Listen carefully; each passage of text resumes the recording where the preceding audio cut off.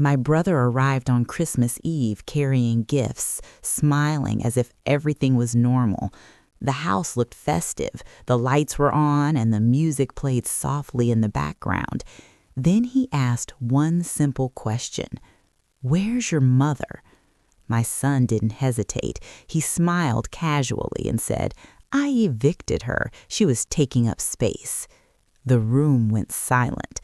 No laughter, no awkward coughs, just stillness. My brother didn't shout. He didn't argue.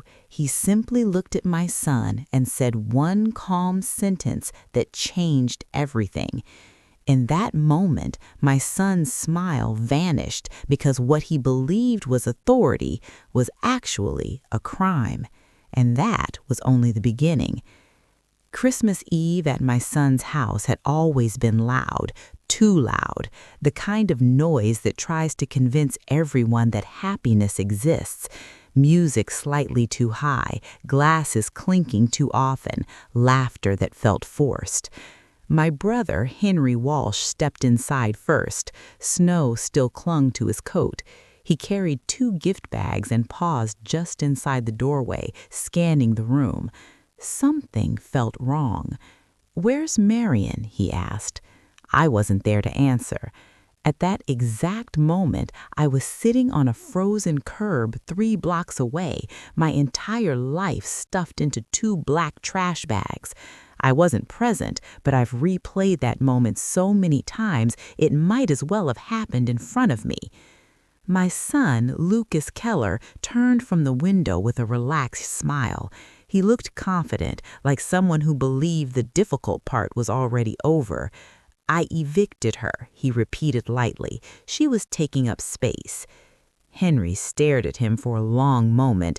Then he asked quietly, "Do you have any idea what you've just admitted to?"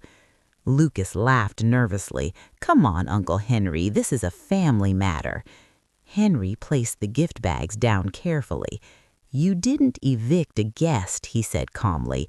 "You removed a legal resident without notice. That's not a family issue. That's a crime." That was the moment everything cracked. But this story didn't begin on Christmas Eve. It began years earlier, when I believed that loving my child meant sacrificing myself. After my husband Daniel died in a construction accident, my life changed overnight. 40 years of marriage ended with a single phone call. When the settlement money arrived months later, it felt empty, money that pretended it could replace a life. I didn't want it, but I knew exactly how to use it. Lucas was 24, ambitious, brilliant. I wanted to give him something solid, something secure, so I used most of that money as the down payment for a house on Maplewood Drive. My name went on the deed, his name went on the mortgage. At the time, it felt practical, safe, loving. For years, it worked. We shared meals, shared silence. I paid utilities, groceries, repairs. I never called it rent. I called it family. Then Lucas met Erin. She was polite, observant, too observant. She noticed who paid for what, who apologized first, who deferred. I told myself I was imagining things. I was wrong. After they married, things began to shift, quietly. Questions disguised as curiosity. "Who pays the property taxes? How long do you plan to stay here, Marian?" She said my name carefully. Not Mom, never Mom. Slowly, decisions started happening without me. Conversations stopped when I entered the room. My presence became something temporary. Then came the language. Helping out instead of contributing, staying here instead of living here. I started apologizing for things I once had a right to, the TV volume, using the washing machine, simply existing. Control doesn't always shout. Sometimes it whispers. Lucas changed too. He stopped meeting my eyes. He let Erin speak for him. He allowed my presence to be reframed as conditional. There were no slammed doors, no screaming fights, just small steps that taught me to shrink.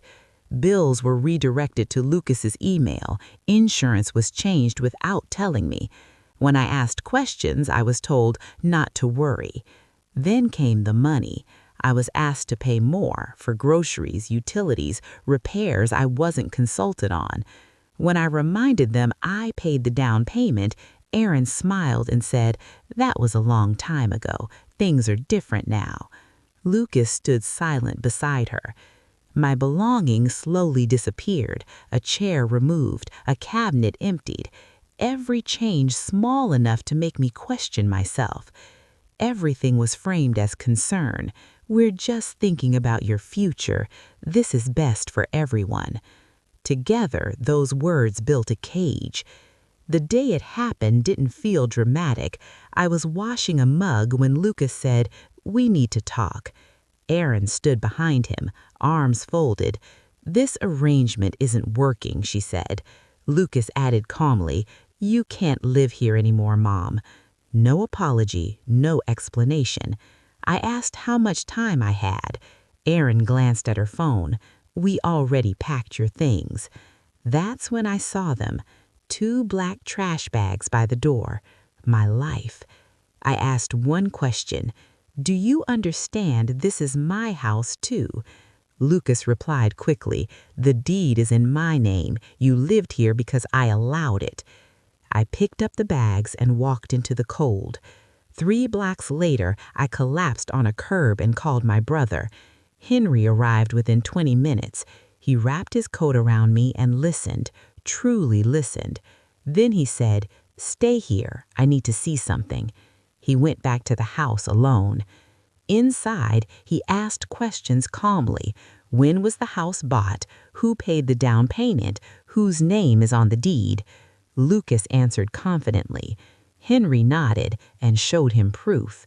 "You don't evict someone who owns half the house," Henry said. Silence filled the room. "What you did qualifies as illegal eviction and, given your mother's age, elder abuse."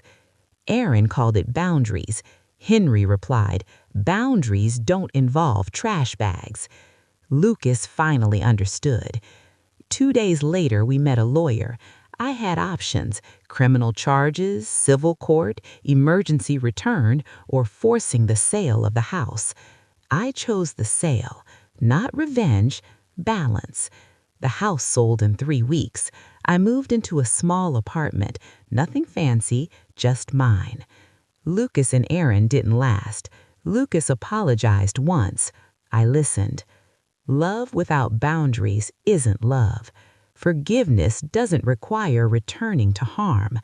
I still love my son, but I love myself now too, and that changed everything.